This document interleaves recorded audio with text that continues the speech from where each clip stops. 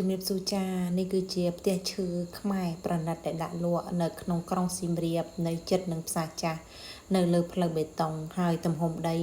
2123ម៉ែត្រការ៉េពុកម៉ែបងប្អូនទាំងអស់គ្នានៅលើផ្លូវបេតុង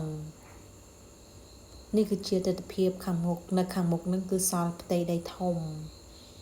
ដែលយើងអាចឆ្នៃដាំសួនច្បារថែមសួនថែមអាងហើយទឹកបានពុកម៉ែបងប្អូនទាំងអស់គ្នានេះគឺជាទិដ្ឋភាពរចនាបថបែបខ្មែរតែម្ដងសម្រាប់ពុកម៉ែបងប្អូនទាំងអស់គ្នាដែលស្រឡាញ់ផ្ទះបែបខ្មែររកទីតាំងនៅជិតនឹងផ្សារចាស់អាចទាក់ទងបានណាសម្រាប់ព័ត៌មានបន្ថែមនឹងខ្ញុំដាក់ជូនទៅក្នុងសំណេរឬចូលទៅកាន់ page MAC Property អរគុណច្រើន